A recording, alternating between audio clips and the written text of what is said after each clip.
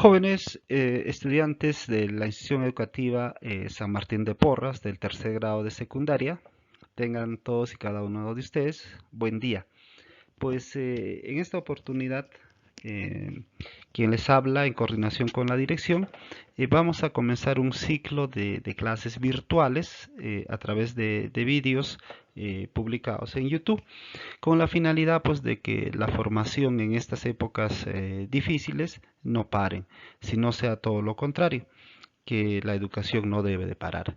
En esta ocasión, jovencitos, en el área de ciencias sociales vamos a desarrollar el tema denominado la época del absolutismo, es decir, la persistencia del antiguo régimen. Y quiero recalcarles algo que me olvidaba, jovencitos, pues desearles de que en estas épocas difíciles de pandemia, que cada uno de ustedes se encuentren bien de salud, manténganse así, sigan cumpliendo las reglas establecidas para que de esa manera, jovencitos, más adelante salgamos de esta crisis y volvamos todos a nuestras aulas. Bien, chicos, vamos a comenzar a desarrollar esta clase bajo los siguientes términos.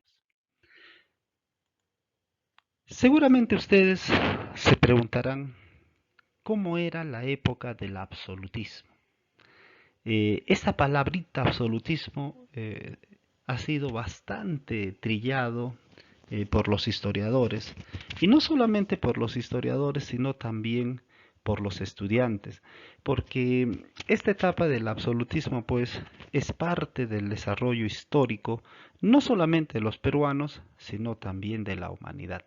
Por lo tanto, para poder entenderla tenemos que comprenderla, jovencitos, desde sus formas más sencillas. Es así que el absolutismo pues se deriva de una palabra llamada absoluto. Absoluto en el idioma corriente significa pues total, ¿verdad? Total. Entonces, si hablamos del absolutismo como algo que es total, entonces nosotros nos podemos imaginar, así como este niño se está imaginando, de que cómo habría sido pues un poder absoluto. Un poder absoluto habría sido un poder total, un poder en el cual una sola persona era la máxima expresión del poder, ¿no? Más o menos así. Pero vayamos a ver, jovencitos, esta etapa, pues vinculándolo con algunas cuestiones históricas. Bien, el absolutismo es un tipo de gobierno, es un tipo de sistema, es un régimen político con poderes totales. Es decir, cuando todo el poder de un país recae en una sola persona. Es así que esta persona, pues, totalitarista, tiene funciones como las que vamos a explicar a continuación. En este caso tiene funciones legislativas. En otros términos, que esta persona totalitarista absolutista, pues tiene el poder legislativo en sus manos. Es decir, esta persona a través de este poder hace leyes. Y si va a hacer leyes solito, pues obviamente estas leyes va a estar a favor de esa persona. Pero como si esto fuera poco, también tenía poderes judiciales. Es decir, se encargaba de administrar la justicia. Esas leyes que él mismo hacía, él mismo se encargaba de administrarlas. Así es que no había problemas en que si ésta lo pudiera cumplir o no. Por otro lado, también cumplía funciones ejecutivas, es decir, que una de sus funciones era la de gobernar un país, la de gobernar una nación, un determinado territorio.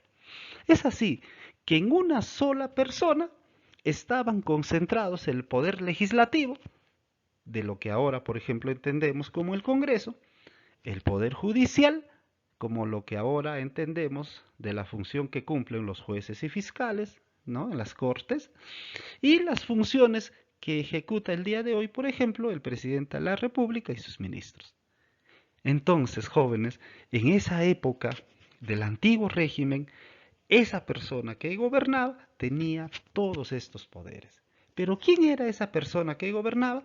Como es lógico, era un rey, no un monarca, que pues en sus manos tenía todo ese inmenso poder, que felizmente en la actualidad a través del régimen democrático pues estos poderes que antiguamente se concentraba en una sola persona, pues en la actualidad esos poderes están divididos. Aunque en estos últimos tiempos, pues la corrupción lo ha impregnado, pero al margen de eso, pues la situación ha cambiado desde la época del absolutismo hasta el día de hoy. Pero como el absolutismo pues se había hecho dueño de toda Europa, sobre todo más o menos entre los siglos XVI, XVII, jóvenes, pero en algunos países esto estaba pasando de moda. Es así que algunos países de Europa pues ya iban adoptando otros modelos políticos, que obviamente no dejaban el absolutismo totalmente, pero que al absolutismo le habían inyectado, le habían adherido algunas algunos otros tipos de fundamentos políticos en este caso. Estamos hablando básicamente de Inglaterra y de Holanda, que ya adoptaron ya dentro de su régimen político un modelo parlamentarista. ¿Eso qué significa? Significa que en Inglaterra, en Holanda y en otros países denominados Países Bajos, jovencitos, pues el rey, si bien es cierto, tenía ciertos poderes, pero ya no tenía como lo tenía en regímenes absolutistas. ¿Y por qué? Porque en este régimen, pues los reyes habían otorgado un poder amplio a lo que el día de hoy se denomina como parlamento. En otras palabras, los reyes perdieron enorme poder y ese poder que perdieron se lo dieron pues al parlamento. Y este parlamento, como es lógico, pues según desde el punto de vista de concepciones políticas representaba al pueblo. Aunque en esos tiempos, jovencitos, el pueblo no elegía a este parlamento, ya que el parlamento era elegido por una cúpula social, por personas que tenían grandes recursos económicos, pero desde esa época hasta el día de hoy, jovencitos, en esos países, pues el pueblo ha ganado mucho espacio y que en la actualidad el pueblo se encarga de elegir a los parlamentos en esos países. Ahora, jóvenes, este modelo parlamentarista, pues fueron ideas revolucionarias para ese entonces. Esas ideas que se tornaron revolucionarias llegaron también acá a las colonias americanas. Muchos peruanos compatriotas nuestros de ese entonces, quienes se dedicaban a leer la historia europea, pues decían, si Europa se está desimpregnando, está acabando con las monarquías, con los reyes, ¿por qué nosotros acá en el Perú, por qué nosotros en las colonias americanas no hacemos lo mismo? Y esas ideas justamente llegaron acá y significaron pues un factor de la independencia, no solamente del Perú, sino de todos los países, ¿no?, de América que en ese entonces se constituían como colonias españolas.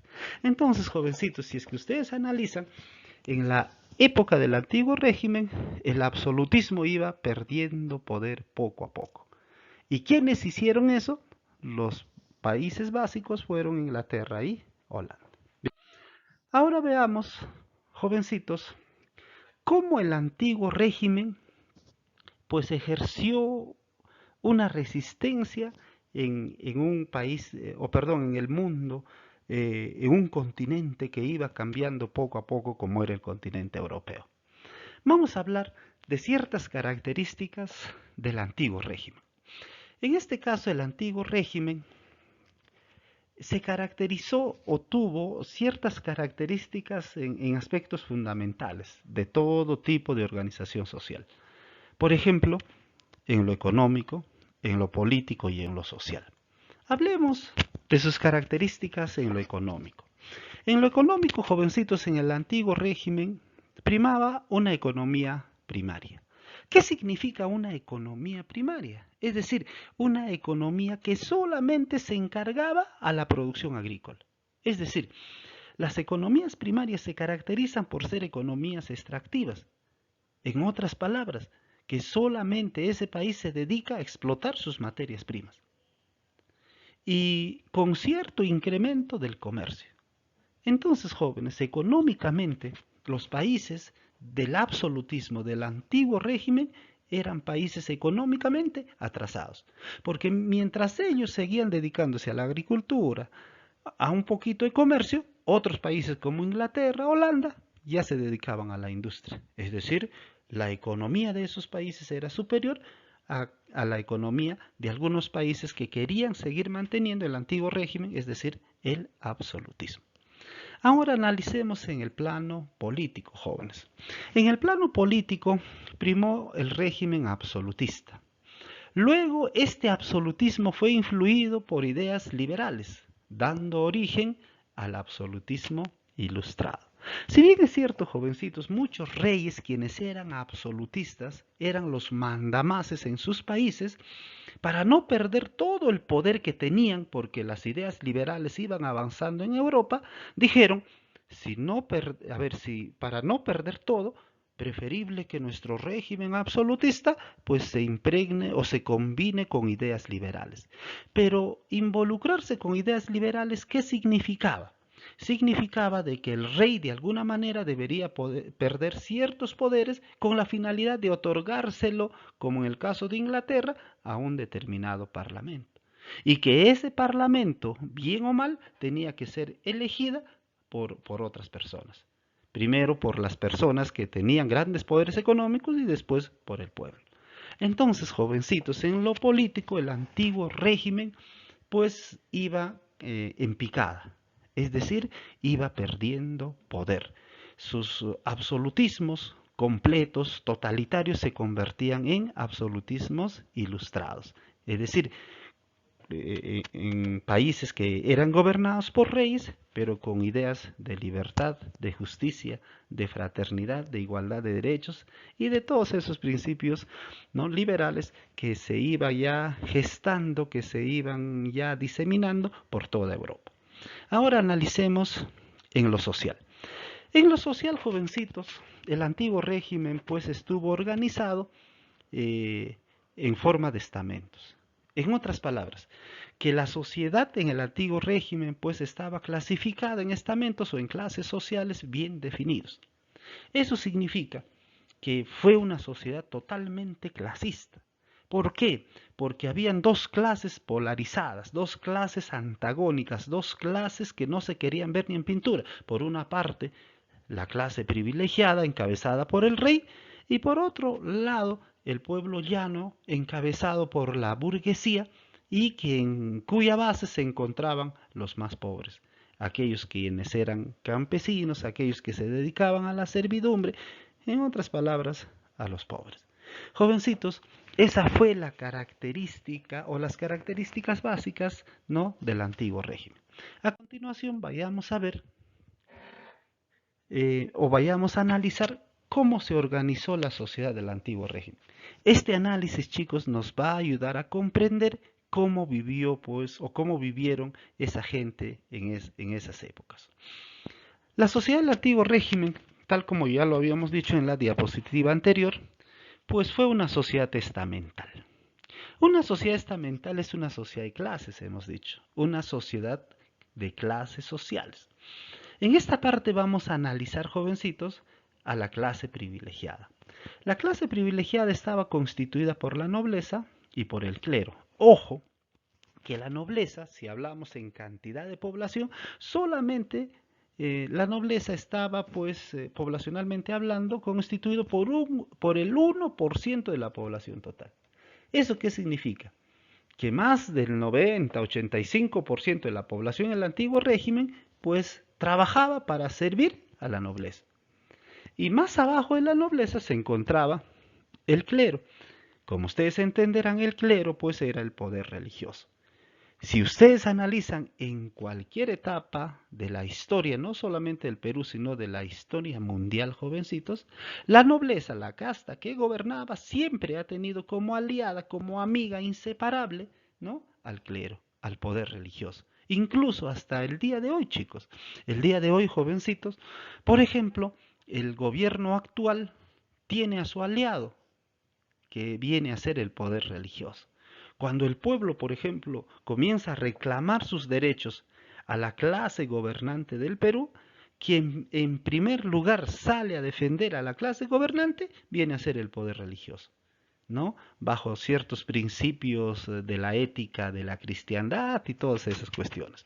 Pero eso es cuestión de otro tema. Analicemos cómo se desenvolvía la nobleza. La nobleza, jovencitos, en esa época del antiguo régimen se dividía en la alta nobleza y en la baja nobleza. Analicemos la alta nobleza. Estaba constituido por la aristocracia de sangre, es decir, por aquellas personas que tenían vínculos de sangre con el rey. Eran al mismo tiempo ricos, ¿no? Estos por lo general eran parte de las cortes, que estaba íntimamente ligada al gobierno pues del rey, y que eran conocidos como duques, marqueses, condes, que estos hasta incluso llegaron en algunas oportunidades a decir de que pues no eran iguales a los, a las clases populares, porque ellos tenían sangre azul. Bueno, eh, más abajo de la alta nobleza se encontraba la baja nobleza. ¿Quiénes eran estos? Eran pues personas de la aristocracia rural, caballeros nobles por ascendencia, pero pobres.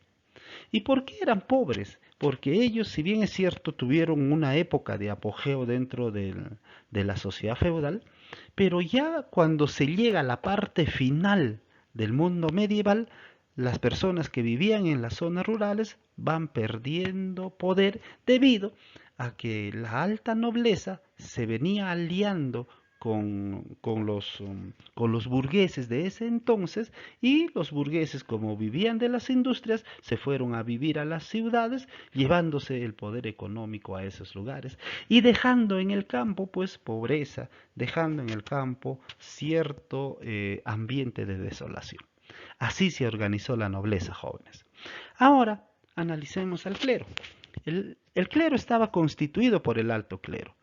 El alto clero al mismo tiempo conformado por cardenales, obispos, abades de estilo aristocrático en su vida social, es decir, estos señores pues eran la crema innata del poder religioso, no solamente en Europa, chicos, sino en el mundo entero. Es decir, estos eran pues los ricos de la iglesia cristiana. Y más abajo de ellos se encontraba el bajo clero. Estaba integrado por algunos párrocos, curas, frailes no ricos, que tenían una vida modesta. Es decir, estos llevaban la palabra de Dios no al pueblo, mientras que estos señores del alto clero llevaban la palabra de Dios a la nobleza. Hasta incluso dentro del poder religioso, pues había pues una distinción enorme. Ahora, jóvenes, veamos en la pirámide social los estamentos de qué manera se organizaron.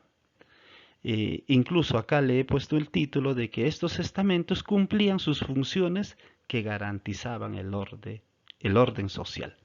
En otras palabras, que estas clases sociales o estos estamentos en la época feudal, jovencitos, cumplían determinadas funciones, y esas funciones tenían que ser aceptadas porque eran parte de una norma, de una ley que el rey o los privilegiados lo establecían. Ahora, comencemos su análisis desde la parte más alta. En la parte más alta podemos encontrar al rey, que era obviamente el máximo representante de la nobleza. Más abajo, como ya habíamos analizado, chicos, se encuentra el clero, es decir, el poder religioso. Y más abajo, como si fuera poco, jóvenes, dentro de las clases no privilegiadas, podemos encontrar nosotros al pueblo llano. Pero analicemos, jovencitos, ya hace un rato hemos analizado la parte más alta de la pirámide social del antiguo régimen, ahora analicemos desde la parte baja. Si bien es cierto, la parte baja de la pirámide social estuvo constituido por dos tipos de personas. Las personas que vivían en el campo, ¿sí?, en esta zona de color verde, y las personas que vivían en las ciudades. Si bien es cierto, entre ambos había diferencias, sí, habían ciertas diferencias, pero las vamos a remarcar a continuación. Por ejemplo, las personas que vivían en el campo, los que estaban en la misma base, pues eran personas que no tenían absolutamente nada, que gracias a este sistema de la sociedad testamental lo habían perdido todo y vivían como mendigos. Entre jornaleros y siervos, la población del antiguo régimen estaba constituida en un 80%, es decir, el 80% de la población en la etapa del antiguo régimen estaba constituido por jornaleros, siervos y mendigos. Estos jornaleros trabajaban pues en las propiedades del clero, de la nobleza e incluso de la alta burguesía, de la burguesía media. Los siervos eran trabajadores exclusivos de la nobleza, de la alta nobleza, de la baja nobleza, y también pues vivían pues en los inmensos aposentos, ¿no? Del clero. De la misma forma, más arriba estaban los campesinos medios. Campesinos que si bien es cierto no tenían propiedades, no tenían terrenos, pero que trabajaban pagando cierto tipo de arrendamiento por el alquiler de esos terrenos. Y más arriba todavía se encontraban los campesinos ricos que eran pues propietarios de grandes extensiones de terrenos, que acá en el Perú a estos se les llama pues los famosos hacendados. Ahora, estos campesinos ricos, jovencitos, muchos de estos se convirtieron en alta burguesía. Después, más adelante, vamos a analizar qué cosa es esa alta burguesía. A ver, ahora veamos, jovencitos, cómo se estratificó la sociedad en las ciudades. En las ciudades, al igual que en el campo, también hubieron pues personas vagabundas, es decir, personas que no tenían trabajo, que vivían de la mendicidad, es decir, vivían de los favores de otras personas. Más arriba de ellos estaban las clases populares, es decir, las personas empleados, los sirvientes, pero a esto también hay que agregarle, jovencitos, al igual que en el campo, que en esta parte de la estratificación social también habían personas que vivían en condición de esclavitud, es decir, trabajaban para los privilegiados sin recibir un solo centavo. Luego se encuentran más arriba la pequeña burguesía, quienes estaban constituidos por pequeños artesanos, por pequeños comerciantes, que si bien es cierto producían algún tipo de bienes y que eran vendidos pues en baja escala. Más arriba de la pequeña burguesía se encontraba la burguesía media. Estos sí tenían un poquito más de dinero, eran grandes comerciantes, acá estaban profesionales liberales, así como abogados, médicos, ¿no? Militares. Luego de la burguesía media más arriba, jovencitos, podemos encontrar a la alta burguesía. Estos de la alta burguesía sí comenzaron a acumular una gran cantidad de dinero. ¿Por qué? Porque se dedicaron al negocio de la renta, es decir, a alquilar propiedades, y que muchos de ellos también se convirtieron en banqueros, es decir, constituyeron grandes bancos quienes prestaban dinero no solamente al pueblo, a las personas comunes y corrientes, que sino también al clero y a la misma nobleza. Entonces, poco a poco fueron acumulando dinero y estos burgueses fueron los que organizaron una rebelión en contra de la nobleza. Eso lo vamos a ver cuando hablemos de la Revolución Francesa más adelante. Ahora, estos estamentos sociales tuvieron ciertas características. Una de esas características fue la legalidad del privilegio, es decir, que los privilegios de la nobleza y del clero estaban bien escritas en las normas que la nobleza emitía. En otras palabras, si el pueblo llano se moría de hambre, era legal. Si un niño se moría de hambre, pues era legal y nadie era responsable de eso. ¿Por qué? Porque el privilegio estaba legalizado. Es decir, la ley protegía a los privilegiados. La opresión social, en otras palabras, el trabajo, ¿no? Explotado que desarrollaban los del pueblo llano, pues estaba bien legalizado. Incluso se daban el lujo de decir que nosotros los nobles hemos nacido así por la gracia del Señor, por la gracia de Dios. Igualito los del pueblo, si nacieron pobres, entonces que mueran pobres porque nacieron así por la gracia de Dios. Ahora, la otra característica es que dentro de estas clases sociales, para el pueblo, pues había inmovilismo vertical. ¿Eso qué significa? Que el pueblo no podía ascender socialmente de clase social, salvo excepciones. Se daba esta figura, miren, que el pueblo llano no podía asumir pues los cargos del clero y mucho menos podía llegar a la nobleza. Pero acá dice salvo excepciones, salvo pues que alguien tuviera dinero, incluso podría llegar a través de la compra de títulos nobiliarios a ser nobles. Pero ¿quiénes eran los únicos que podían comprar títulos nobiliarios para llegar a la nobleza? Pues fueron los de la alta burguesía. Como tenían dinero, incluso para poder casarse, ¿no? con duquesas, con condesas, ¿no? En esas épocas, pues compraban un título nobiliario y a través de ese título nobiliario, pues podrían contraer matrimonio con personas de otra clase social. Ahora, el pueblo llano tenía que aceptar incondicionalmente las demás clases sociales. Es decir, el pueblo tenía que aceptar su desgracia y al mismo tiempo aceptar la grandeza de las demás clases sociales superiores. El pueblo le debía fidelidad mediante incluso ceremonias a los demás estamentos. El pueblo llano le debía fidelidad a la nobleza. Incluso hasta en una ceremonia tenía que jurar en nombre de Dios a serle fiel a la clase noble.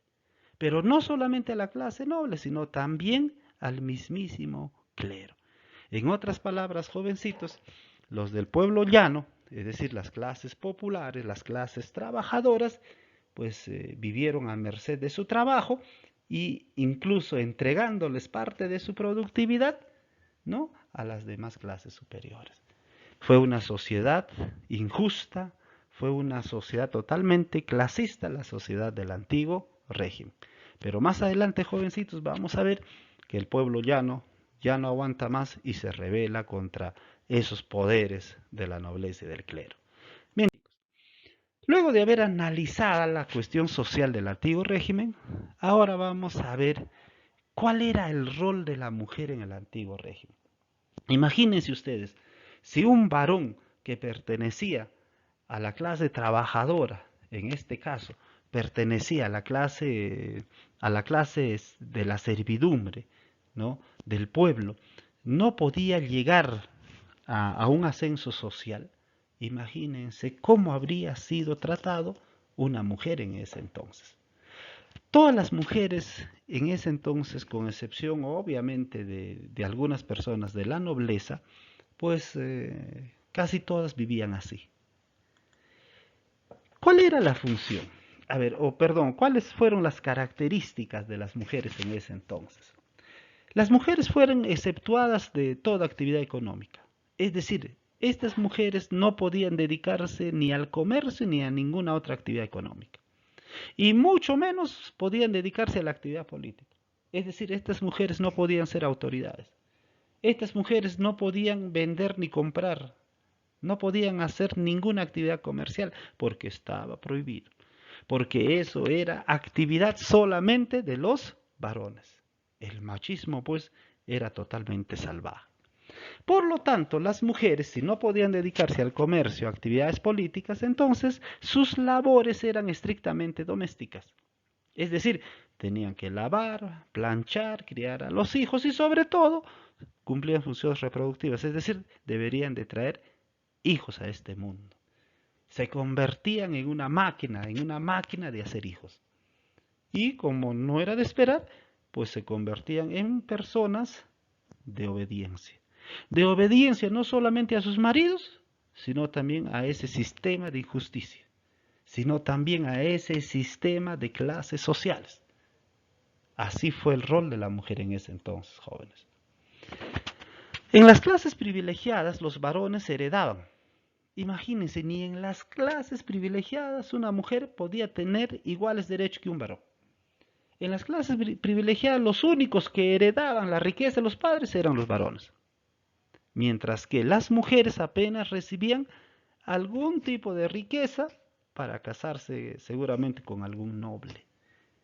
Pero en otras palabras estaban condenadas, ¿no?, a vivir bajo la sombra, bajo las costillas, como dice la Biblia, de los varones. Bien. Por otro lado, las que tenían ciertos privilegios fueron algunas mujeres nobles o las viudas. En caso de las viudas, por ejemplo, si habían estado casados con un noble y esto repentinamente moría, pues las mujeres en este caso sí heredaban las riquezas, ¿no? Solamente en estos casos y solamente a las mujeres que pertenecían a la clase de la nobleza. Las mujeres pobres, como ven a esta mujer de la imagen, chicos, vivían de su trabajo en el campo, en las haciendas o en las tejedurías que en ese entonces existían. Es decir, estas mujeres vivían de su propio trabajo, de su propio sacrificio, de su propio sudor. Y como si fuese poco en ese entonces, las mujeres, por más que trabajaran mejor que los varones, estaban condenadas a recibir un sueldo ínfimo menor que las que recibía un varón. Era injusto por donde se le veía. Las mujeres del pueblo no tenían oportunidades de ascenso, imagínense. Si los varones del pueblo no tenían ese derecho, una mujer habría sido peor. Por lo tanto, jovencitos, se puede catalogar de manera científica objetiva de que las mujeres en el antiguo régimen sufrieron pues una exclusión tremenda, sufrieron un machismo inmenso, ya que en esas épocas, jovencitos, las mujeres pues eran asesinadas por no haber cumplido una orden de sus maridos o por no haber cumplido la orden de sus empleadores o por otro tipo de personas que pues pertenecían a otras clases sociales. Entonces, jóvenes, acabamos de ver, chicos, cómo se habría desarrollado el sistema político, económico, social en el antiguo régimen y que por suerte, ¿no? Ya llegaba ya pues a su parte final, porque un nuevo sistema, no menos explotador también, los iba a reemplazar. Chicos, es así que hemos llegado a la parte final de este primer tema de nuestra clase virtual inaugurada el día de hoy y que luego de haberme entendido pues todo lo que les he explicado van a proceder a desarrollarme ustedes una actividad. A ver, esta actividad lo he sacado del cuaderno de trabajo porque yo entiendo que no les han entregado. Entonces ustedes lo van a desarrollar en su cuaderno, ¿sí? Acá dice, la primera actividad dice, completa el esquema con información correspondiente a la sociedad del antiguo régimen. ¿Eso qué significa? Que ya hemos hablado de la estructura social del antiguo régimen. Ustedes las van a volver a ver, las van a volver a repasar y acá van a llenar en estos recuadros que se les presenta de acuerdo a la imagen, ¿no? O en otras palabras, relacionándolo con los diversos estamentos que se dieron en el antiguo régimen. También a continuación tienen otra actividad donde dice determina las características de los estamentos sociales del antiguo régimen. Acá hay tres estamentos básicos en el antiguo régimen, ¿no? El estamento noble, el estamento del clero y del tercer estado. Ustedes me van a escribir acá las principales características de cada uno de ellos. Bien, jovencitos, hemos llegado a la parte final de esta clase. Esperemos pues de que cada uno de ustedes me hayan prestado atención y me hayan entendido, ya que he tratado de desarrollar la clase de una manera sintética, de una manera ejemplificada, de una manera didáctica para que tanto ustedes en estos momentos difíciles como yo pues nos podamos entender. Bien, chicos, alguna duda pues me escriben al WhatsApp. Y ojo, las evidencias del cumplimiento de estas actividades me las van a tener que mandar al WhatsApp del grupo. No voy a recibir jóvenes en el WhatsApp individual. En el WhatsApp del grupo ustedes saben, hemos formado un grupo y pues como ya les había hecho las indicaciones para un trabajo mucho más ordenado, pues les sugiero de que envíen por ahí sus evidencias. Jovencitos, sigan cuidándose, yo también estoy haciendo lo mismo. Sí, solamente a través del orden, a través de una adecuada cuarentena, vamos a lograr salir de esta situación crítica y que para que en un momento no muy lejano, chicos, ya nos estemos encontrando de manera personal en nuestra institución educativa. Jovencitos, cuídense y hasta una nueva oportunidad.